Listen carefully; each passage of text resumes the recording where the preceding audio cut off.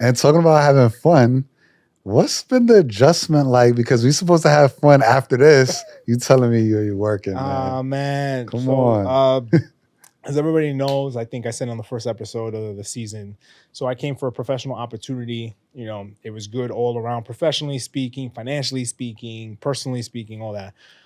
But when they give you the bag, sometimes a lot of responsibility comes from that. Taking your time too. Taking my time too. So they taking their pound of flesh right now. This summer, I barely went anywhere in terms of outside New York, which is fine because I have been in New York summer in like so long, so Yeah. it was good to enjoy it. Way too hot. No, Like, bro. man, it's nasty hot out here. At least in Dubai, you can get in the car, go from place to place. Here's like you got the subway. Yeah. It's not practical to take an Uber everywhere, right? Because Yeah. sometimes you got to take 2 hours just to get there. Mhm. But yeah, I've been working a lot this summer, just between the podcast and this job. And shout out to you for holding it down, even when I can't even get to certain things. But that's the whole reason why you have a partner. You have a partner because sometimes when you down bad, you need your Kobe Yeah. to take your shots for you. But it's been a hard adjustment. I think.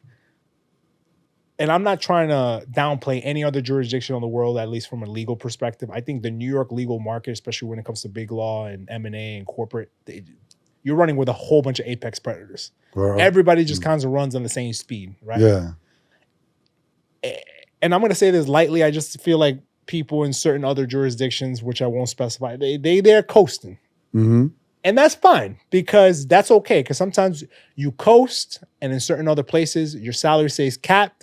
And they're okay with that because they're like, I'm going to work as hard as I'm capped, and that's fine. I'm not there in my career yet. I want to go ahead and just keep building year over year. Yeah. I'm okay with what I got going on right now. I'm not at the place where I'm like, I want to coast for a few years, right? Mm-hmm. There's plenty of things I want to achieve. And with that, the next thing related to that, not just professionally, I think the hardest part has been like, I have friends here, like I have acquaintances, but all my close friends are not here.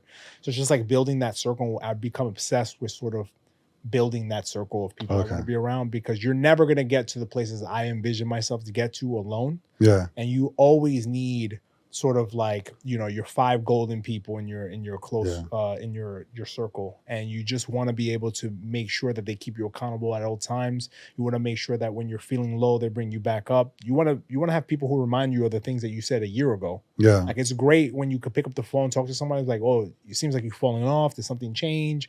This, that, or the other. And I feel like a lot of people have too many yes people in their corners. And that's something I want to avoid because I don't need anybody telling me what I'm doing right. I need people to tell me what I'm doing wrong. So what does that look like? Is that building a group of new friends? Are you reconnecting with some old ones that you had or what? I think it's a combination of both, right? It's like recalibrating my current relationships and bringing in, sometimes you got to bring in fresh people in your life, fresh perspectives, right? Because you may have people from your past who they're kind of biased, right? And sometimes they may give you advice that's not really the best advice from you because they know you so much or they're too connected or too involved in the situation. Yeah. But I think that, meeting new people, going out to network, which I've been doing, reconnecting with old people who I was only tangentially sort of connected to, but now, fortifying new relationships.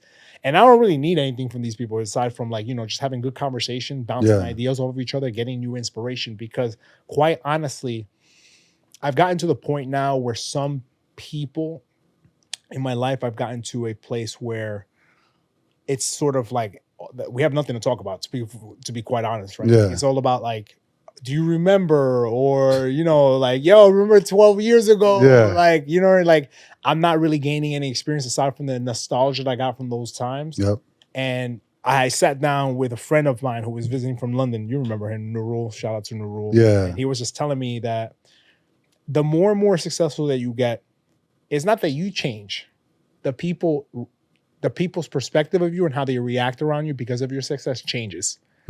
So it's not necessarily because you've changed or anything like that, because you've been the same ambitious, hardworking, goal-driven person that you've ever been. Mm-hmm. And as you get further and further up the mountain and they start losing perspectives of you and they're clouded by this image of you because they can't see you anymore, there's this imagination that's running in their mind. Meanwhile, you've been the same person all this entire time. Yeah. Right? So they haven't closed their mental gap between where they saw you when you were more closer to their level, for lack of a better term, to where you are currently. Yeah. Right. And the gap is filled with imagination and perspectives, and they don't even talk to you about it sometimes. Yeah. Sometimes there's people who have problems with you or thoughts about you. They don't even tell you about it. They tell other people about Exactly. it. I'm like, yo, talk to me. I'm the Yeah. person that you feel these things for. So yeah, so that's been tough in terms of like cutting certain people off because they're not serving me anymore. And that's Yeah. hard because these are people that I've known maybe for like 10, 15 years. And, and I can't just, I don't want to be in certain scenarios anymore because it doesn't bring me any sort of inspiration. It doesn't serve me now. Yeah. Right. So I got a question for you. Because I was just I was watching another pod, and then it was talking about this whole thing about like high value, low value, high functioning, low functioning people. okay. So is it Never. Okay. I mean, so high value means people that have the same net worth as you, or making the same type of money, and you got high functioning people that are, I guess, genuinely, emotionally intelligent. They can have conversations and all that. So is it that you like to have a mix, or is it if people don't make a certain? No, it has nothing to Yeah. do with your net worth when it comes to me. Yeah.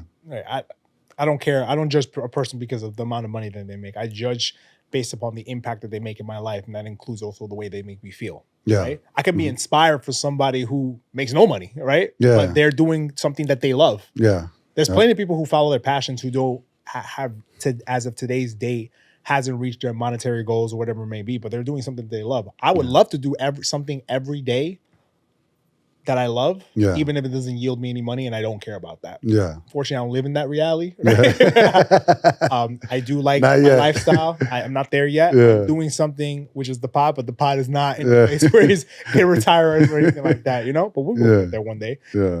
I just think that for me, what's important is that you're emotionally intelligent, you effectively communicate, you make a positive impact in each of our lives, right? Because I want to be also the same, I also want to reciprocate that to the people. But I also want a certain level of someone who's accountable towards me and is not afraid to give me their thoughts, even when I'm maybe veering off of something that's not good for me. Yeah. Right? And I think that last part is so hard for people because sometimes they're afraid of, I don't want to get him pissed off, or I'm afraid to tell him my real thoughts because he may be rubbed off the wrong way. But if I ever felt that way, then maybe you're not the person for me. But like, if you're a real friend, I should be able to tell you in a respectful manner, what is it that I think that you're doing that's not positive, right? Yeah. If that's my place in your life. Yeah. Yeah.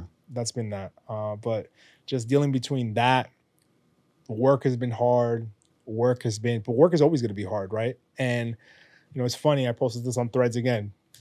I was at a Barry's class, and person next to me it was like in the middle, how after 2 rounds you got to go back to the tread, and the guy next to me said, it's mile 13, this is going to be hard, what are you going to do with that information? So you could already you could anticipate it. Yeah, if you anticipate already it's going to be hard, and you go up with your head up high, your shoulders out, and it's sort of a different attitude, you're not going to be defeated by the fact that it's hard. You're just going to be motivated by the fact that you want to be 1% better than the last time you did something. Yeah. Rather than you complaining about being hard, you're like, I'm tired, and you keep repeating to yourself, I'm tired. You're never going to get to a point where you're ever going to reach a threshold and break that threshold, because you're always going to be limited by your mental ceiling of you being tired.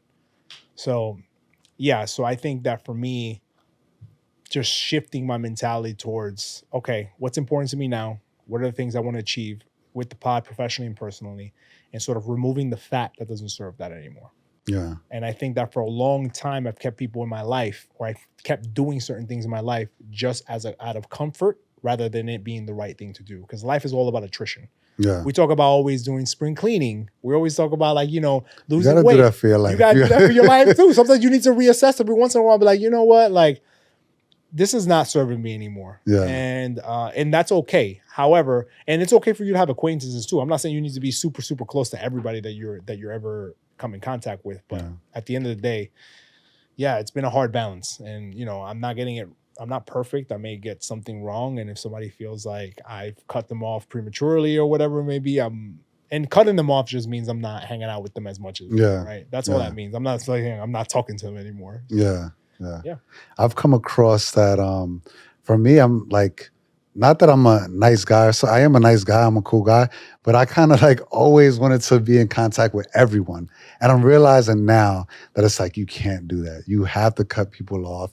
And instead of waiting for, a friendship to get toxic or something like that, everything has an expiration date. Mhm. And it's just being more aware of what that expiration date is. And even if it's gonna, like, of course you're gonna be sad when you're like, damn, I had some good times with that person, but just knowing when to say, all right, this is done. This situation is done with. We don't serve each other. No, it's true. I mean, it's true. It's definitely true. I think along the journey of anybody's journey of them going towards whatever they're building, you're gonna Yeah. meet different people at certain times. And I no longer put a price, so I don't give as much weight to how long I've known somebody, but rather than the impact and effects that we're having on each other, right? Because you can Yeah. meet people later in your life that become great friends. Yeah, exactly. We didn't Yeah. know. I just met you like 2 years ago at this point, right? So doesn't mean that we're not great friends. It Yeah. just means that you just met me at a certain time in my life. And that's Yeah. it, right? Yeah. I just feel like people are like, oh, my homies from back in the day, 18. Sometimes the dude that Day you just one met is 2 years like- ago is serving you better than the guy that you met for 20 years ago, right? Like, I Exactly. don't know, because that guy. And it's different times, that person back in the day served a great purpose,